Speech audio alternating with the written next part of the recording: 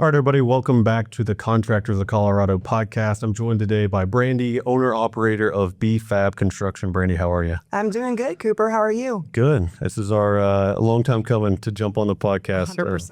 How's everything going? How you been? Everything's going great. I mean, we've had some changes personally. You know, I just got custody of my 3-year-old granddaughter, so that's been huge. We've been on a couple vacations. Nice. Balancing work life. Yes. What is a typical day? I think because we talk to a lot of young aspiring general contractors, right? And maybe they're coming from a specific trade and they're like, I want to be a GC. What does, bring us behind the curtain of what does a day in the life look like for, a general contractor? Okay, well, first of all, I'm not doing this alone, right? I surround myself with a huge team. So I have project managers, I have a construction coordinator, and I have an assistant. So a general day for me personally is going to look like waking up at 5 in the morning, usually go to the gym, be at my computer, and then start on my daily routine, which is visiting job sites, making decisions on job sites that my PMs aren't comfortable making maybe. And so that's what my day looks like. Their day for project managers is on the site, 6:37 a.m., welcoming subcontractors, making sure everybody's lined out, everything's going smooth, calling me for, hey, we need an inspection on this. I get into my portal, I call the inspections, and just communicating daily, doing project logs, daily pictures, and answering the needs of any customer. So communication, you're all day long putting out this fire, talking to this fire, scheduling this, right? Is that 100%? Still okay? Yeah. When you guys said turn off your devices, for the podcast, I was thinking I never leave my device on because it would absolutely infuriate me for my phone to ring as much as it does. Yeah. I can kind of feel it vibrating. That's enough for me. That's something I think that a lot of, just because we have a lot of people come in and again, they want to be, and that's great. They're aspiring to be something. Maybe the underestimation of how much their communication has to be on point, right? Mm-hmm. Because it comes down to can you email well? Can you attach files? Even simple things that feel goofy. It's like, of course I can attach a PDF, but if hey, we're missing this blueprint, whatever, just making up things. But being tight and having a system of organization, and if you might be the best builder or knowledge or business person, but if you're not organized and communicate, it'll kill you, right? Doesn't matter. Yeah. I have a concrete contractor right now that really wants to give me a concrete bid. And I know they know what they're doing. They've done work for me, but this is a big project and I need a formal bid. And they're about to lose about $100,000 in work because they can't submit a formal bid. Yeah. Yeah. Where do you, is it just trial by error learning it? For this, I'm particularly fascinated because I do think there's going to be an influx of the next generation of the trades and, they're looking up to the folks that have been in the game for a while and they want to be there, but how do you learn these skills of it? Is it truly just got to do it to learn it? Yeah, it's interesting you say that. I have, my assistant wants to do more in our company and I'm completely fine with that. Yeah. I sent her to the Google Workspace free classes or whatever, to just train on her on how to open emails, how to send emails, and eventually I think the 5th week is learning to save files in Google Drive. Now, yes, it's trial by error because I have to tell you when we all switched over from Outlook to Google, I was lost, and so it's just doing it, and doing it over and over and over again. And not be afraid to not know something, right? If you don't know something, YouTube it, Google it, ChatGPT it, whatever. Yeah. So. Yeah, don't be like, I don't know, and then just give up, right? Found out the problem, fix it. Figure it out. So if because of that, because a lot of people do listen to this, they look to you in our group as a mentor, someone, hey, this person's done it, they know it. Would a path be to try to become a PM at a GC? It's hey, maybe one day I want to be a full-fledged general contractor. Right. I'm not there yet. Maybe they just took our GC 101 class. They just got their license. Sure, on paper they can, but they're not ready, truly there. Without the job experience. Can you just, would that be something that if you were approached like that from a young person, they said, hey, I want to learn, I'm going to work hard, I'm going to do this. Is that an approach that someone could take to start getting skin in the game, I guess? Sure. I worked for a general contractor on my tools for many years before I got my license. And before that, I was working in the, as a ship fitter and welder in the trades. So I was on my tools, and it's kind of like learning how everything goes together too. It's not just about being able to pass a test. You have to have that job experience. And the only way you're going to get that without losing your ass is to work for somebody else, learn it. And then, yes, I have been approached by a couple of individuals actually, asking if they could work under me to get job experience. And I've been able to facilitate that in a lot of instances.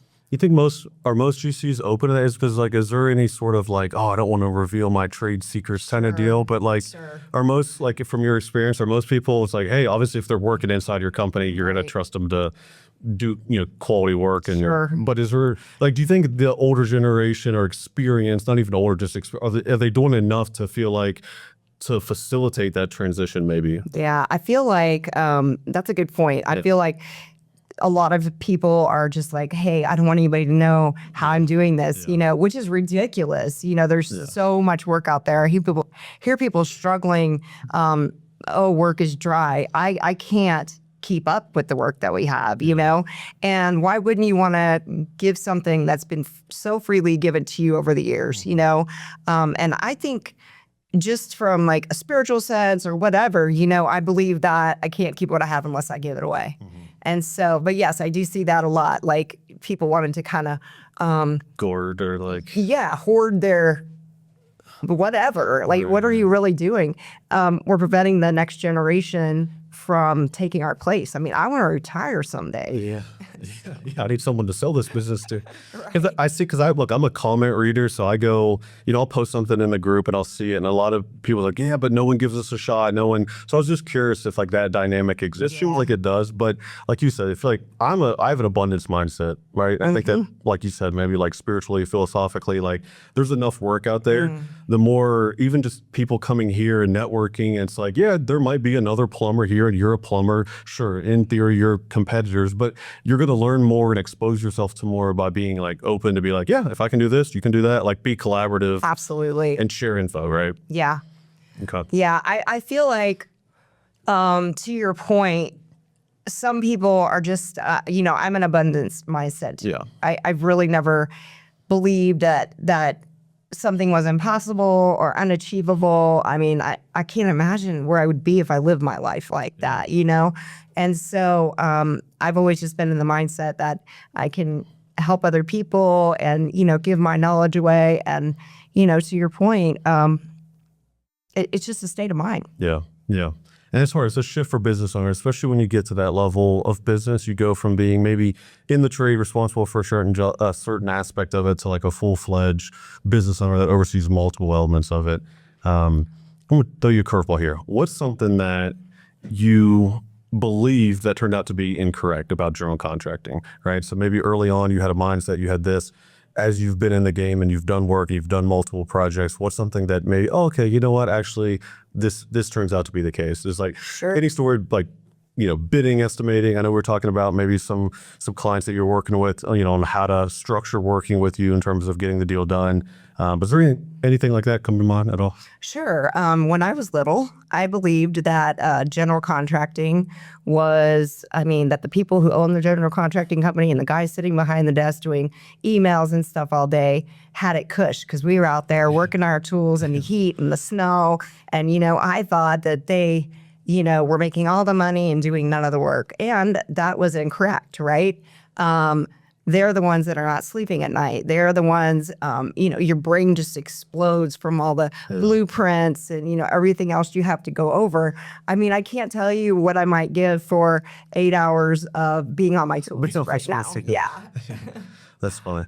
Do homeowners, do you feel understand that as well? Or what's something that maybe homeowners I hired a GC and then someone else came, do you think there's a gap maybe in the communication to what the expectation is on a renovation, on a project, on a new build? That is there, I'm just trying to think is there a misconception of what your job is and they don't feel they're not here, they're not working. Meanwhile, you are doing all of the behind the scenes type work. Sure. I get that a lot on insurance putbacks. So my remediation and abatement companies, my partners will come in and abate something and then give them my name.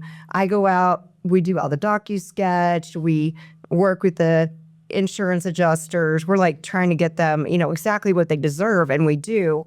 And then I'll send my guys in to do the work. So they may have seen like 3 different people by now. Yeah. And I think that it's just having that conversation up front where we're signing the paperwork that says I can communicate with their insurance to let them know that they might not see us for the duration of the project until it's ended and we do a quality control walk, but that our workers will be there, because I feel like some people don't understand how many subcontractors. I have over 150 subcontractors. Oh, wow, yeah.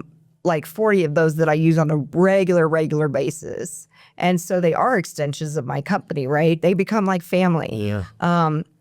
But I can't, I would only have like 2 jobs a month if I showed up, every day on the job. So How do you go about accumulating? Because I think some, especially people that are new to it or they've done in-house work versus subcontract, how did you accumulate that many quality relationships, just doing enough projects, getting exposed to people, like test them out? Like, how does that work in terms of like building out, a Rolodex of subs to pull off projects? it's scary when I first entered the field, all my subcontractors came from people I was on my tools with. So it was plumbers that I had worked with, that's who we're using in the field. So I was using people I knew. And then as you branch out, it is like trial and error. I have people reaching out to me all the time. Can I get on your vendor list? Well, sure you can. And we'll bid it out. But what job am I going to test you out on, right? Yeah. It's probably going to be like if I'm replacing countertops in my own house or something that, where if it gets messed up, like nobody, I'm not going to have a 1-star review or something, right? So it's just, and sometimes you're forced into it, right? I had a couple of my guys that had been using since I was on my tools and they retired. And so here I am with this gap for a plumber and a concrete guy. And thank God I found some good people who I use for almost every job now. Yeah. Yeah. I've always wondered that the relationship between subs and general contractors, right? And it's, it shouldn't be at odds, right? But sometimes it can be if things go south, right? But in an ideal world, it's like, hey, this is what makes these 2 things possible. Right. These people work. So, there are a decent bit, I would say, of even subcontractors in our group. Is it when they're trying to find someone like you to get on your vendor list, is it as simple as like, hey, like sending them up your portfolio of their work? Obviously, you're going to vouch it, and then just see if somebody gives you a shot to try to do the work that, whether tile or concrete or whatever it may be. Sure. Yeah. I have a tile guy on one of my $3 million remodel over in Greenwood Village right now. And he had never done work for me before, but one of my project managers knew him, said he did excellent work. This tile is like $300 a square foot. And so it was nothing that could be mussed around with. Yeah. So I had a conversation with the guy, and he sent me like a portfolio of work, right? And this is what we can do. And so I started him out in 1 bathroom, just on 1 wall. He did better work than anybody I've ever seen in my entire life. That's awesome. And so I'm really glad to have him on board. And where would I be if I hadn't taken that chance, right? Yeah, yeah. So You've got to be receptive of, okay, yeah, I'm going to try this out. And then obviously they have to do quality work, but then, okay. Yeah, and sometimes that fails miserably.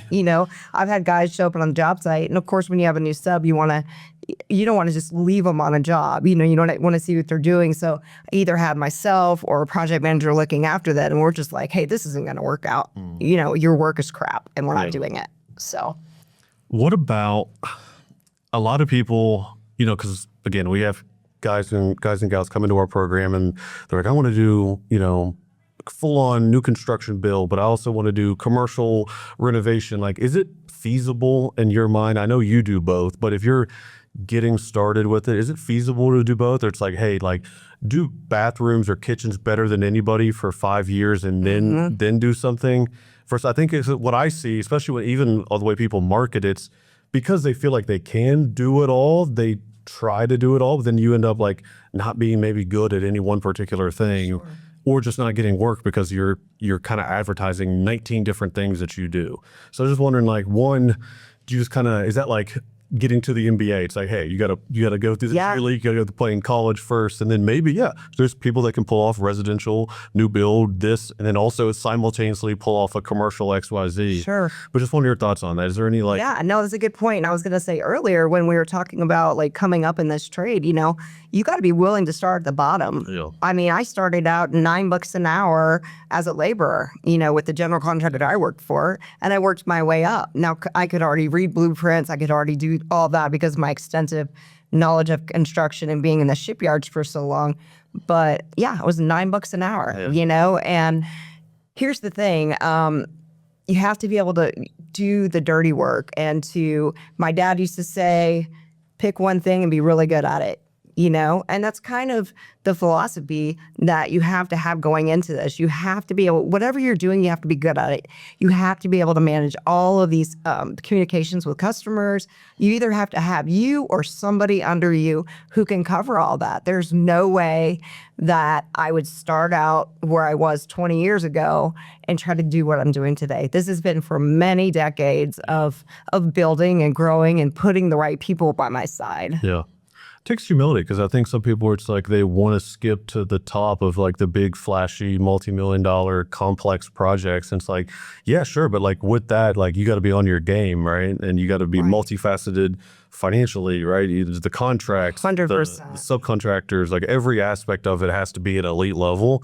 But I think that's just like, you know, maybe it's just some impatience of new business owners or people maybe that are unfamiliar with how it actually works kind of behind the curtains. Of like, hey, how about we stay in our lane and let's get there. Let's make some money. Like, let's feed our families. Let's not try to go whale hunting and starve at first, right? Yeah, it's I see it all the time. You know, people just want to do something big and they've never done it, and they'll call me and like ask me if I want to do it with them, and you know, they want to use my license and me, you know, basically run it. And I'm like, are you kidding me right now? Like, we're not doing this on my license. And you know, it's that thing, right? Just wanting to start at the top and not willing to do the work to get there. And I think that's a lot of problems with this generation is everybody wants to be at the top and nobody wants to do the work to get there.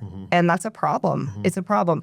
And you know, you got to have not only the right project managers and construction coordinator and that kind of stuff on board, but you better have a damn good accountant and an attorney. Yep.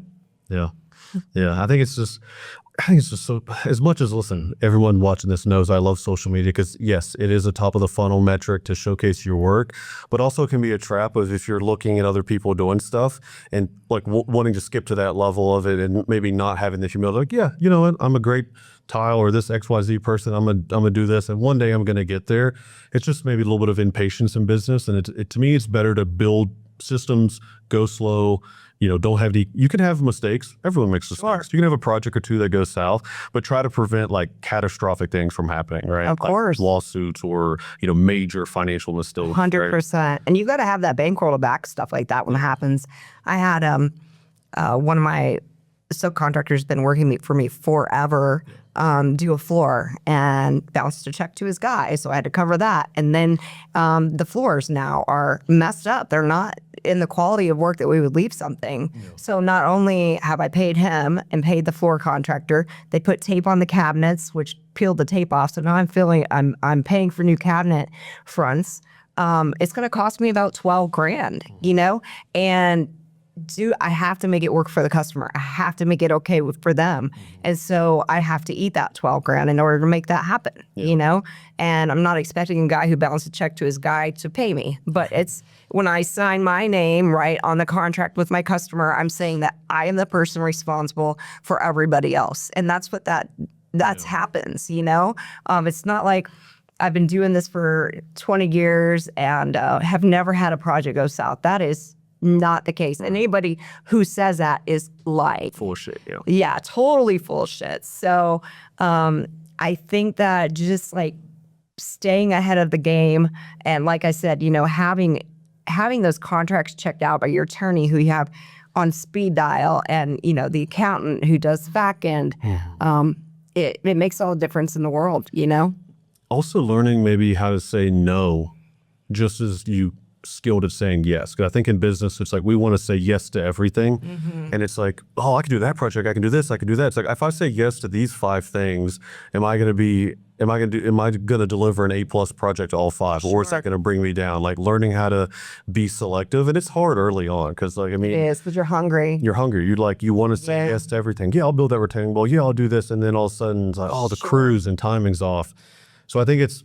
I don't know how. Yeah, I don't know if that's a teachable thing, but it's a concept that I don't think is maybe talked about enough. It's like, yeah, I might turn down a project because it's not a good fit for me. Sure. And like kind of maybe you learn that from making some mistakes, and you're like, all right, I'm not getting burned on this. This person is like, Sure. you know, Or learning to trust your gut. Right. I mean, there's been customers in the past where I've walked in and I've been like, I don't have a good feeling about these people, you know, but I said yes anyway and did the job. And it turns out they're one of those, they're just like after people's pockets and trying to get something free. And, you know, your guys did this and look at this. And, you know, when clearly you look back and that was done before, you know, take really good photos. So you know that that damage was done before we got there. But it's like, had I trust my gut, I wouldn't be in the situation where I'm at, where I'm foregoing my sanity for this person's bullshit, you know? And so, yeah, I've had gut reactions where I've been like, this is not going to be good. And sure enough, it wasn't good, you know? yeah. Something about it. It's human. It's like it always comes up. You try to ignore it and fight it. But I don't know about even just in anything in life. It's like I don't know. That hike looks a little sketchy. I don't know if I'm going to go up that mountain. Something about the weather today looks off. And it's like that's a skill in business. Right. That's not in business school. That's not like going to be taught in a code book. And you know, can you acquire that? I think just by going through it and seeing enough circumstances. Sure. But then also when that pops out, it's like, hey, maybe there's a reason why we should hesitate on this. Absolutely, which is all the more reason you should have like these skills built up, right? And these jobs built up behind you. Yeah. Because when something like that happens, you can afford to say no to it. Yeah. Because you've done enough yeses Yeah. to be okay.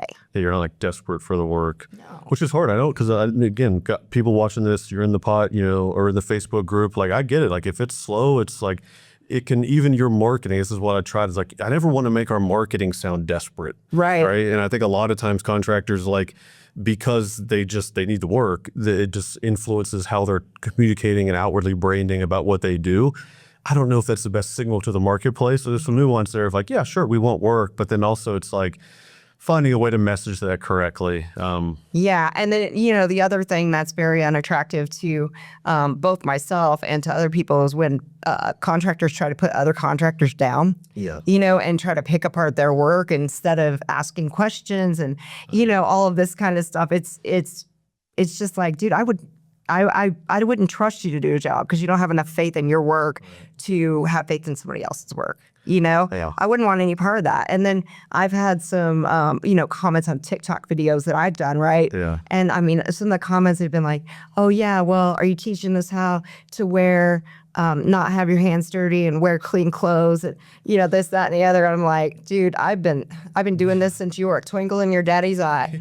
I forgot more about this than you did. Right. That's true. And I'm going to call it out like guys like, yeah, I think people are afraid to post their work because of the sometimes toxic, like, oh, I bet you like that concrete. It's like, guys, like, I mean, what is it like, especially if you're doing that from like your business account, like that's not you trying to posture your knowledge. Sure. If the guy is if it's a clear, like this dude's doing something like completely against code and it's like, well, that's dangerous. Right. Fine. But if it's just like nitpicking stuff, I think that is truly a big reason why in the trades and in construction in general, people don't post their work because they're afraid of like, the whatever Karens and whatever popping, the Ricks popping out. Yeah, totally. You know, and I had to like take a page from Joe Rogan's handbook and not read the comments. Yeah. You know what I mean? Because I was just like, what the fuck is going on? I know. That's it. Same thing with us. Like I'll post stuff. People, it's like I try to listen. I'm just trying to share information, do whatever. End of the day, use it. Fine. Like debate me on it. I don't care. But it's just like. I think it's just unfortunate. It's just human nature, I guess, and the unfortunate side of social media. But I also think it's obviously an opportunity because I think not enough. Like what I like of the content that you've been putting out is it's informative. You're actually teaching people like what I'm doing, what is what's going on, how I'm doing this, how I'm thinking about that. And for me, if I was someone watching that and I was even in that field, like okay, like I'm learning, like right. And that goes back to the abundance mindset. You're not. It's it's a shift, I think. It is a shift. More people should take. Yeah, and I always, when I'm doing those videos, I'm pretty comfortable on camera, but it's like, I always go back and I'm like, oh my God, did I say 4 feet? I meant 2 feet. You know, like I should have said this and I should have said that. But I think that overall, the reviews have been really good, and people have, especially the women, are just like, hey, I'm learning so much. The guys, some of them always have something smart to say. Some of them are very supportive. But it's usually that unemployed guy, that's saying something about, that's not code, Well, the inspector said it was. Right. So I have to, I'm licensed and I have all my work inspected. So, probably is. Yeah.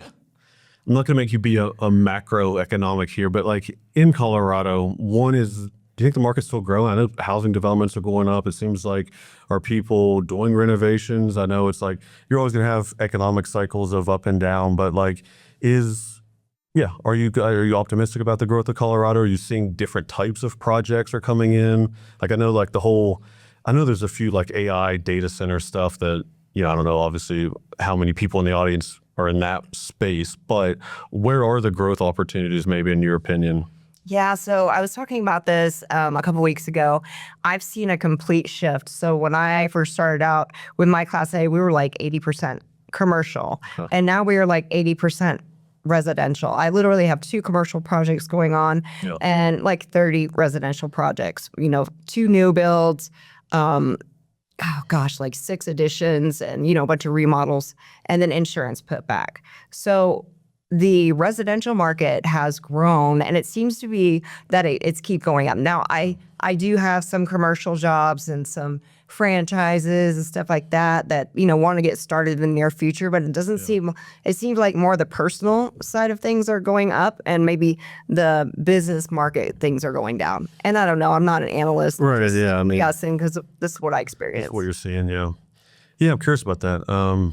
Because I think we won't name names of major home builders, but like, I think the new construction, I think generally people are like, yeah, it's not what it used to be, right? Like I'm buying a house and I'm trying to buy a house and I'm looking at like, okay, this is a brand new house. It might be, again, we won't name names of major home developers, but like, even though it's brand new, sometimes like I've watched this one gentleman, he's a inspector and he's like, that's wrong, that doesn't work, that's leaking, that's it. I was like, I'm about to spend $500,000 on a house and it's brand new. And it's like what do you think that is it? At that level, obviously custom home building, if you're building a new home, that's probably more boutique, but obviously it's more controllable. But you're seeing these neighborhoods across Colorado, there's 500 houses going up at once. Like, which is the reason they can do it for $200 square foot or whatever cockamamie number they have going up. I mean, it's not feasible. Yeah. I mean, you're paying people nothing to do work that they don't care about. Yeah. And so you get the product that you end up with, right? And I've seen that even in my own townhomes where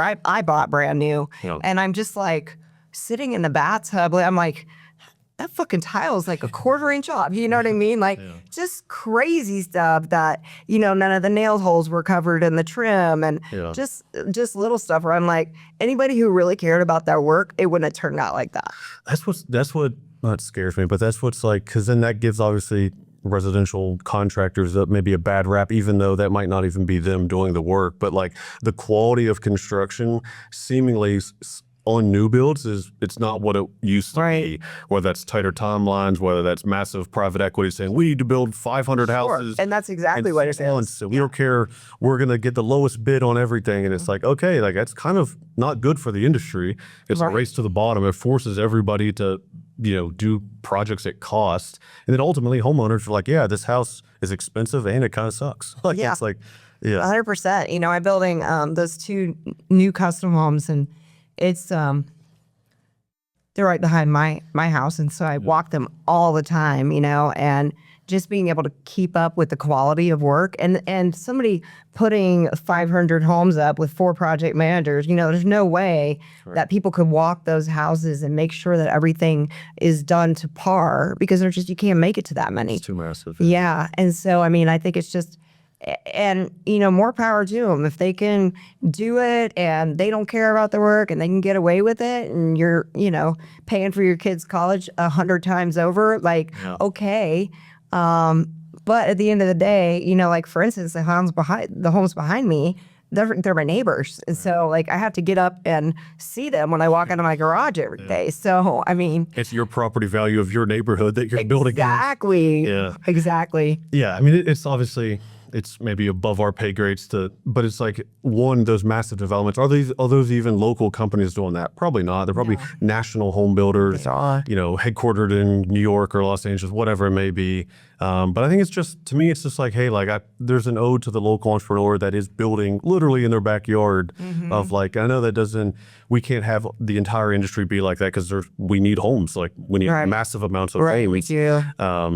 But yeah, to me, that's just in and out. Like I see in the market, I see people talk about it, and just when I'm touring homes, like, this is brand new and this doesn't seem right. So it's just off. Yeah. And I mean, there's a lot of good home builders out there. You know, and I'm sure that, we won't name names, but I'm sure that whoever started XYZ company out didn't have the end game of, building 500 at a time or whatever. Somebody probably started out just like me back in the day, and then you give way to growth and opportunity and money, and it could be easy to throw off course. Yeah, some massive, investment groups. Sure. Hey, can you build us 30 homes and can you do it for this? And it's like, that's a tough, I don't know. I just think there's going to be a return to like, even just across the side, like an appreciation of like craftsmanship. Because like everything is like, I can buy a shirt on Amazon today and it could be here in the afternoon. It's like, okay, I could probably find like a local person that I'd like to support them. It might be more expensive, but it's build quality. My money goes back into my local area. So true. Feels like there's an ode back to, hopefully it does come back through the trades, especially with like, maybe things that are more like, I don't know, like custom things like, cabinetry or something that's like artistically flavored versus like if you're coming in and doing an insurance repair on a pipe, it's like, okay, like make sure it works good, but I don't need my pipes to be artistic and beautiful. Sure. But I just hope that's the case. I think it's just like a neat outlet for people that do have skills like with their hands to show. It's like their artwork almost, right? Yeah, and that's a good point because I have been working with like millwork manufacturers and retail centers and stuff like that. And I had the opportunity to hire a designer on full-time. And she, we got 3 different lines of cabinets and we've got a closet line. And first of all, seeing the markup on what I had been, or what my customers at the end of the day had been paying is crazy. I think there was like a 60% markup, and we can get these cabinets out, make sure that she's designing every one of them and every piece of trim is the way that they want it, and deliver it to the customer for a better price. I mean, you can't ask for more than that. I mean, and she is an artist, and that's what she does. I mean, you don't want me designing anything for your house. I will build it all day long, but you don't want me picking out pretty colors for anything. Well, let me segue. I know we're coming up on the end here. How do you work with investors? Because I've tried to, obviously we've got a sister community of the real estate deal makers. They do, property investment, fix and flipping, all these projects. But then we're trying to be 2 organizations, and I think, hey, look, we have to communicate because sometimes without them, projects don't get done. Sure. If there's no these guys to do the work, then these people don't have any projects to have people do the work. But is there just like maybe circling back to like it's communication, like when it goes south, is it because the investor that is trying to do their first fix and flip and they're like, hey, Brandy, come and do this house with me, but your bid's 50, but 38. It's like, is it just a constant like miscommunication that you see the tension, or is it like when you work with the investor, like, hey, here's my price, I'm gonna do it this way, I'm gonna do that, Sure, and then just cut out that? It's funny you should say that. I just had an investor, and I work with different investors, and they do different contracts. I'll talk about that in a minute.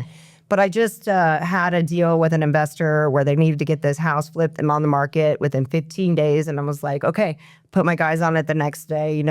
On the side, they were meeting with me to try to do a $2 million investment with them. And again, I just had that funny feeling, And sure enough, when it came time to pay the bill a week later, they said that it wasn't selling fast enough, so they couldn't pay me. Well, our contract agreement was not that you sold the house and then paid me. Like I'm not making any money on the sale of your home, And so, I mean, it was just a shit show. And listening to that voice and learning how to have your contracts airtight, right? And that just comes from not having an airtight contract and learning from that because it will hurt your pocketbook, I think that one of the things that I've been liking to do lately is just that clear transparency.